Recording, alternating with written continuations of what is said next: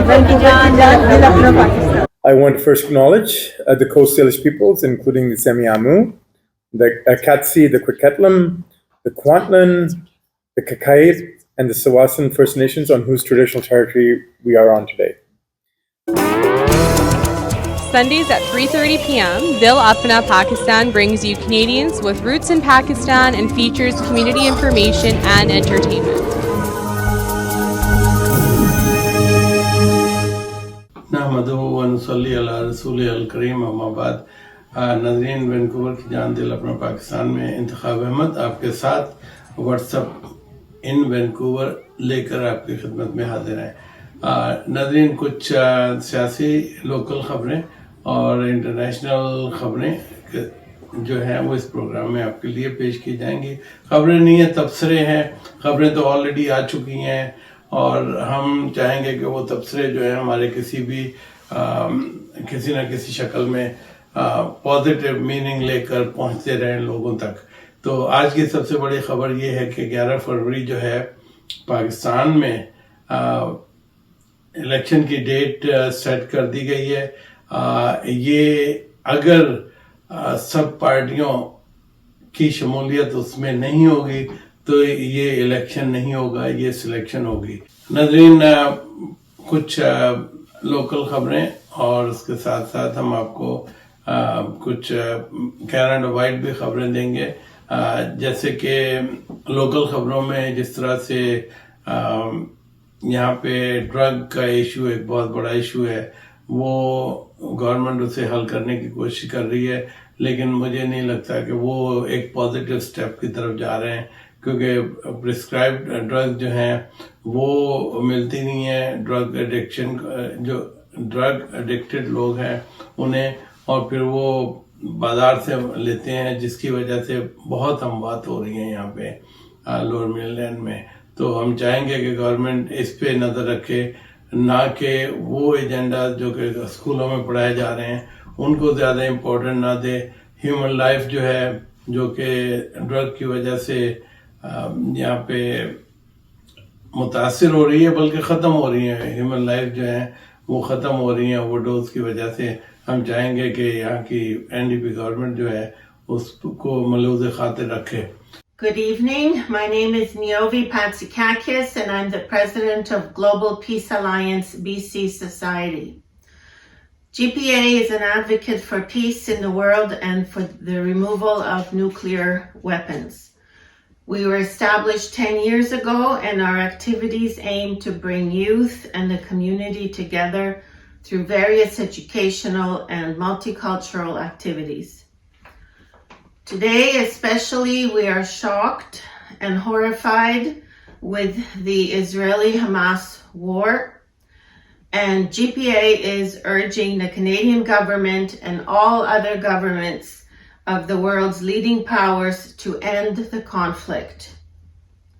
There is no military victory without further suffering, and that will only serve to increase anti-Semitism and Islamophobia, and perhaps risk a bigger war in the Middle East. नाज़रीन, इसके साथ साथ अगर आप liberals को elect करेंगे तो आपको जो है सब्सिडी मिलेगी, जो कि जैसा कि ईस्टर्न कनाडा में हीटिंग ऑयल्स पर दी गई है subsidy.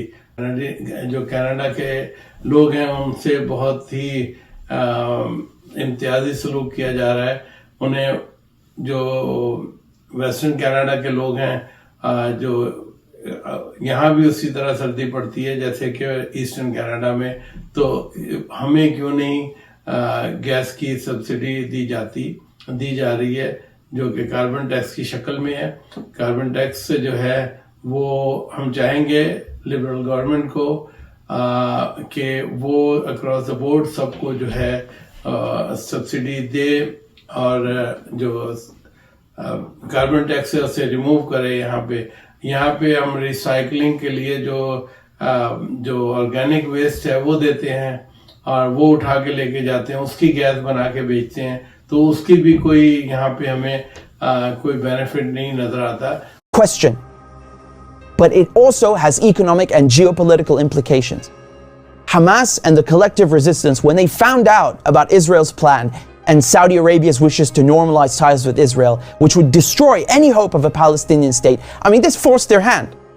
It became clear they needed to act and respond immediately, lest Palestine be lost forever. For Palestinians, this is and always has been a matter of life and death, to be or not to be.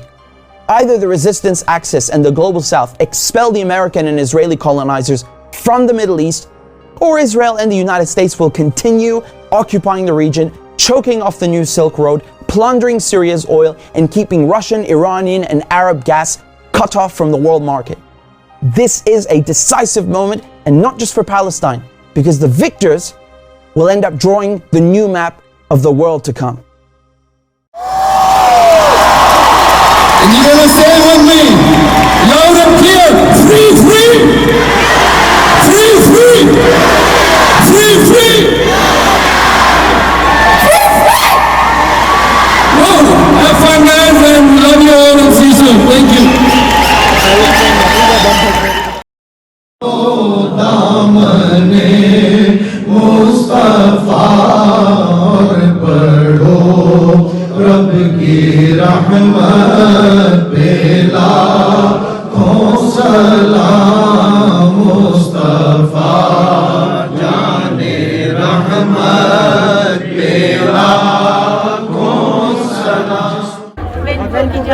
दिल अपना पाकिस्तान।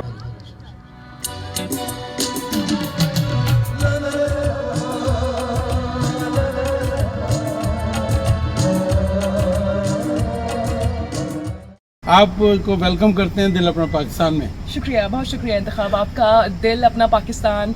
और मैं बहुत खुश हूँ आज मुझे आप इंटरव्यू कर रहे हैं। Good evening. My name is Niovi Patsikakis, and I'm the president of Global Peace Alliance BC Society.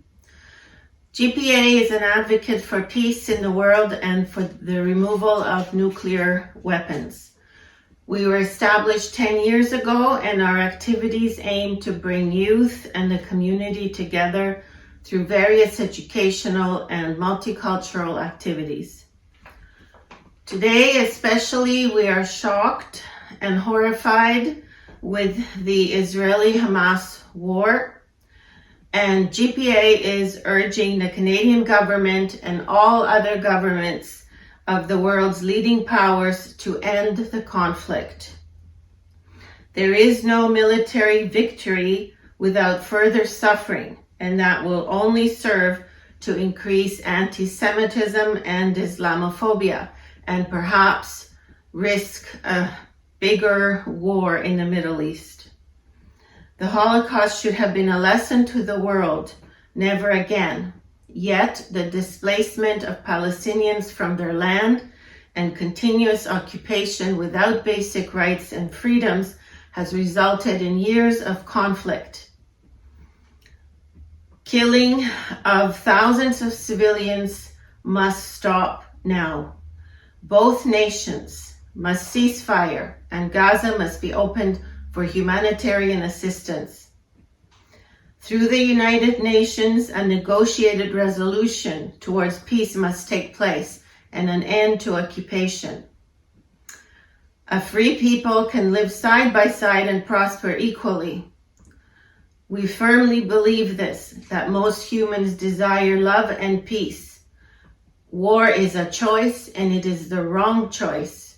We urge mankind to fight for life and to stop the continuous killing now. We ask everyone to cease fire. Thank you for listening. If one were to see the situation that is on the ground with Israeli bombs that are there for 20 days against the helpless Palestinian people,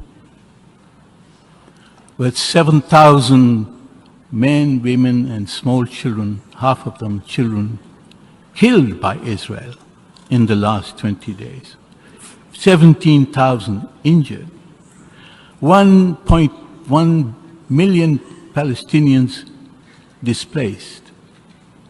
The enormity of the crimes that are being committed by Israel against the Palestinian people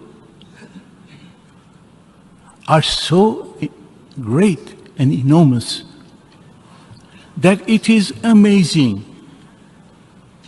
that when my friend from Canada insists on naming the organization Hamas, that he does not feel the need for the equity and balance and fairness for which Canada is so well known. He does not feel the need to name Israel for killing 7,000 Palestinians and injuring 17,000. Only Hamas. Is this balance? He says what needs to be named has to be named. We believe Israel needs to be named. If you are fair, if you are equitable, if you are just, you will not blame one side and not the other. And if you were to go back to the issue of who started this, we all know who started this. It is 50 years of Israeli occupation and the murder and killing of Palestinians with impunity that started this. When you push a people into the corner, they will respond. This is what the Secretary General said. It did not happen in a vacuum. And look at the reaction that came from the Israeli representative, insulting the Secretary General, calling for his resignation. They can't face the truth. They can't face justice. They can't face the fact that the crime has originated with the Israelis. The Israeli occupation is the original sin in this case. It is not what happened on the 7th of October. That is a proximate cause. But the real cause is the occupation of Palestine.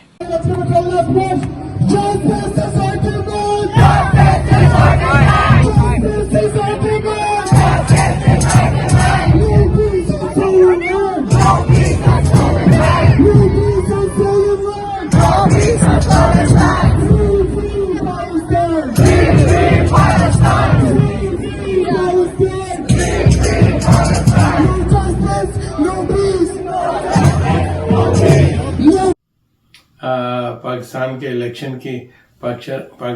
के election जो हैं वो तवातर से late होते चले जा रहे हैं और केयर टेकर गवर्नमेंट जो है वो काइंड ऑफ अपना एक अमल कर रही है, घूम रहे हैं, फिर रहे हैं, यूनिवर्सिटियों में जा रहे हैं और वहाँ पे लोगों की फीडबैक ले रहे हैं। अभी मुझे पता चला है कि मैंने एक पिक्चर ही देखी है कि नमल यूनिवर्सिटी के जो स्टूडेंट हैं वो उनका हॉस्टल खाली करवा लिया गया था। रीज़न पता नहीं क्या होगा, लेकिन नमल यूनिवर्सिटी के बच्चों के लिए बहुत अज़ियतनाक ये होगी कि वो जो है अपने हॉस्टल्स में नहीं रह सकते और नमल यूनिवर्सिटी जो है एक बहुत दूर दराज इलाके में बनाई गई है, तो वहाँ पे आने जाने की ट्रांसपोर्टेशन और दूसरी चीज़ें बहुत मसाइल हो सकते हैं। लम्स में जनाब काकर साहब वज़ीर आज़म जो केयर टेकर वज़ीर आज़म जो सिर्फ 90 डेज़ के लिए आए थे, तो उन्होंने पाकिस्तान में अपने दौर को एक पॉलिटिकल दौर में तब्दील करने की कोशिश कर रहे थे। लम्स में गए वहाँ पे और लम्स में जाकर वहाँ पे स्टूडेंट ने बड़ी जेन्युइन बात की है। स्टूडेंट जो हैं वो क्रीम ऑफ पाकिस्तान है जो कि वहाँ पे लम्स में गई और लम्स में जाती है, यानी उन्हें दाखिले मिलते हैं, क्रीम होती है और वो लोग कोई लगी लिपटी बगैर कोई बात नहीं करते। उन्होंने डायरेक्ट क्वेश्चन किए और वज़ीर आज़म साहब को पानी की 2-3 बोतलें वो ख़त्म करनी पड़ी, इसलिए कि वो उनका मेरे ख्याल में मैंडेट भी नहीं था। अगर मैंडेट उन्होंने बना लिया खुद से तो उनको बताने वाले जो सेक्रेटरीज हैं और उन्हें भी अकल आनी चाहिए। ये 76 साल से इसी तरह से ड्रामे हो रहे हैं इस मुल्क में कि लोगों के, अवाम के, स्टूडेंट्स के, बिजनेसमैन के और बहुत सारे लोग हैं जिनके मसाइल हल करने के बजाय ये अपने दौरे हुकूमत को तवालत देते हैं और उस तवालत की वजह से यहाँ पे जो है पाकिस्तान में ख़ास तौर पर हालात बहुत ख़राब हैं। सियासी हालात की बात कर रहा हूँ। नाज़रीन, जिस तरह से इस वक्त गजा में जंग की सूरत हाल है और सीज फायर नहीं हो रहा, हम कनेडियन गवर्नमेंट से कहेंगे कि वो अपफ्रंट आएँ, ना असला भेजने की बजाय वहाँ पे इमदाद भेजें और सीज फायर करवाएं। जी नाज़रीन, फ़लस्तीन की जो सूरत हाल है वो इंतहाई मखदूश है इस वक्त। उनके हक में जो दुनिया भर में मुजाहरे हो रहे हैं वो काबिल सताइश हैं।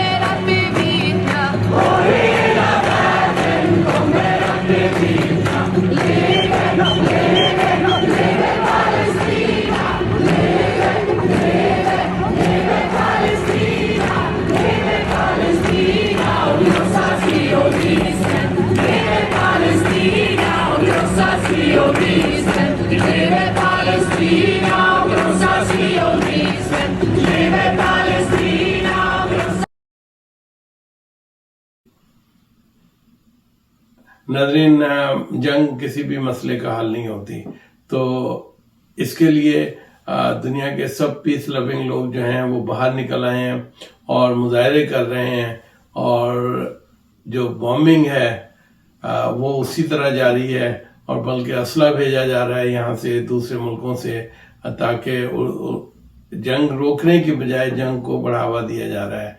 और एक मैं आपको वीडियो भी दिखाऊंगा। उस वीडियो में जिस तरह से बताया जा रहा है कि ये नया एक कॉरिडोर बन रहा है, और वो कॉरिडोर जो है वो इंडिया से लेकर इजराइल की सरहदों तक जाएगा।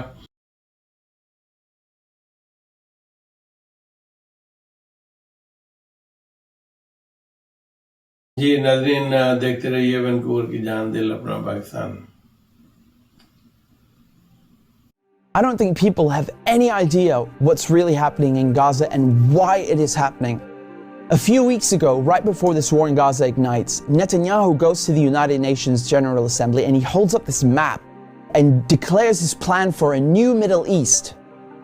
And people are going, what is this stupid line this guy's drawing with a red marker? What it is an economic corridor that stretches all the way from India to the United Arab Emirates, into Saudi Arabia, into Jordan, Israel, and then finally to the entire European continent. I mean, the United States at this point, seeing their influence starting to fade, seeing the relevance of the dollar recede after they stole $300 billion from Russia. You have all these spooks in Washington and Tel Aviv, running around desperately trying to counter BRICS and counter China's new Silk Road. And this is their answer. This is a rival to the new Silk Road. Remember, the ancient Silk Road is the largest, most important trade route in human history. This thing is enormous. It stretches all the way from China to Syria to the Mediterranean Sea. The Chinese know how important this thing is and they want to revive it. It is the future of world economics, trade, and politics. Within the span of a few weeks, Iran and Iraq have signed a railway deal. So now you have a rail link for the new Silk Road. And President Assad of Syria, who the West have been trying to isolate for over a decade, is now visiting China, the world's largest economy, and signing a strategic partnership. This is pivotal. So now the new Silk Road has rail access all the way to the Mediterranean Sea through Syria's port in Latakia. So not just land, but maritime trade. This is crucial. And as enormous and important as all of this is just one aspect. This is just one aspect. You still have the gas. How can we talk about the Middle East without talking about gas and oil?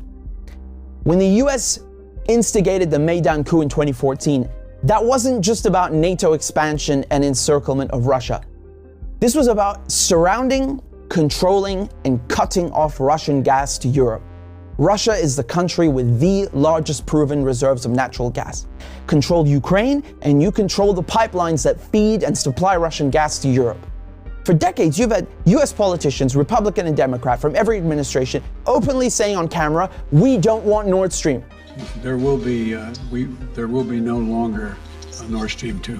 We will bring an end to it. You want to have pipelines that don't go through Ukraine and Russia. For years, we've tried to get the Europeans to be interested in different pipeline routes. It's time to do that. You want to depend more on the North American energy platform, the tremendous bounty of oil and gas that we're finding in North America. Lo and behold, Nord Stream 1 and 2 are blown up.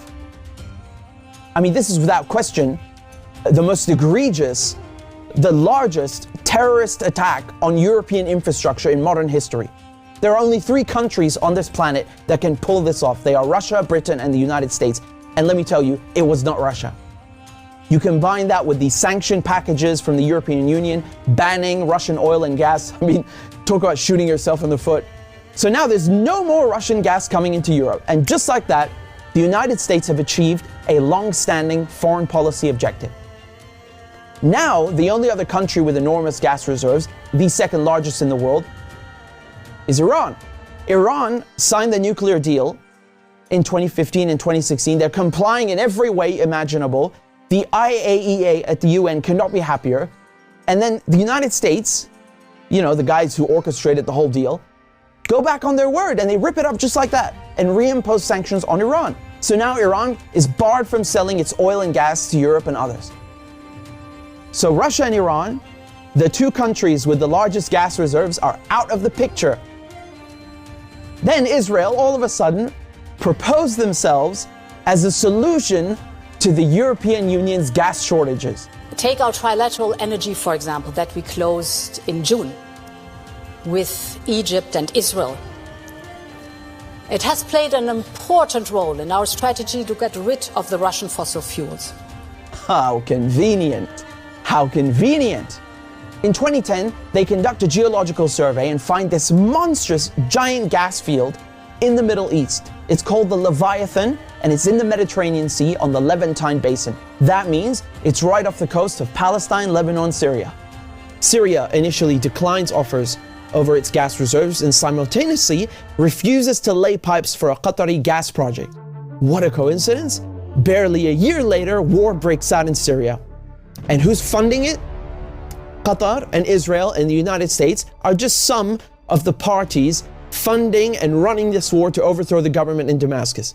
Today, the United States control 1/3 of Syria. They control all of Syria's oil fields, and Israel is bombing Syria's most vital port, Latakia, on a regular basis. So they're cutting off all the oil revenue and destroying, crippling any maritime activity, such as trade, such as gas exploration. Another major port on the Levantine coast is in Beirut, which mysteriously explodes in 2020. And so Israel, proposing itself as a solution to Europe's gas shortages, shows up with an FPSO, this enormous gas extraction vessel, and tries stealing gas from Lebanon's Karish gas field. And, you know, this reignites a huge maritime border dispute. And Israel has to go and beg the United States to solve this diplomatically, because Hezbollah said, if you steal 1 cubic inch of our gas, we will fire our missiles on your ship. Now we come to Gaza. Gaza also has its own unexplored gas fields. Gaza is also a concentration camp run by the Israelis, and it's been under siege by Egypt and Israel under naval blockade since 2007. I mean, you can't even fish properly, let alone extract gas.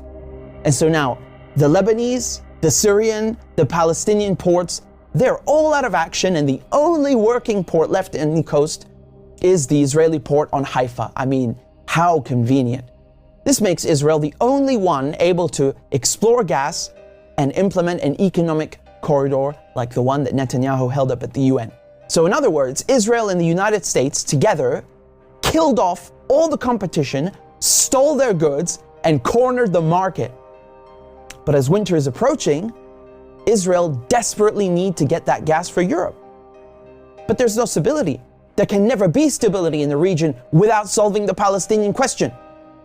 And so when Netanyahu shows up at the UN with his brilliant plan, you know, the Israelis thought, oh, it's a done deal. You know, they'll just get Saudi Arabia to normalize ties and thereby extinguish the Palestinian issue once and for all.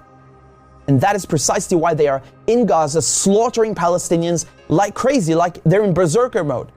You know, Israel has bombed Gaza before, but this surpasses anything we've ever seen, which is truly saying something. I mean, this is unhinged, you know, calling people human animals and massacring them. Israel is just hoping the Palestinians will run away in fear into the desert. They've literally said this. They want to put them in the desert. They want people in Gaza to go to the Sinai desert and push the people in the West Bank into Jordan. This is genocide and ethnic cleansing without question. But it also has economic and geopolitical implications. Hamas and the collective resistance, when they found out about Israel's plan and Saudi Arabia's wishes to normalize ties with Israel, which would destroy any hope of a Palestinian state, I mean, this forced their hand. It became clear they needed to act and respond immediately, lest Palestine be lost forever. For Palestinians, this is and always has been a matter of life and death, to be or not to be.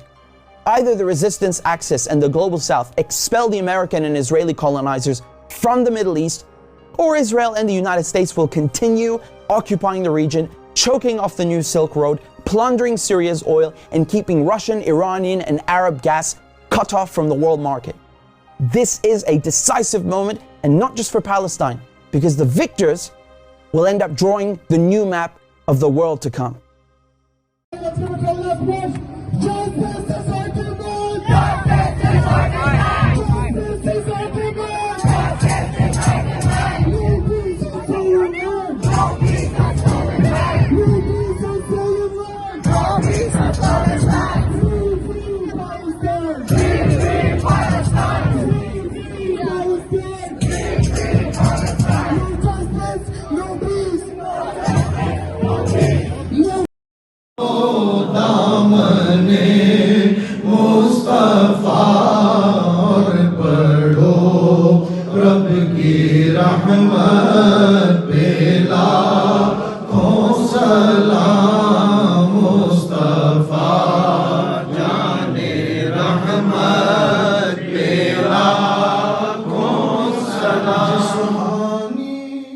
मैं सबको यही कहना चाहूँगी कि Vancouver की जान, दिल अपना पाकिस्तान।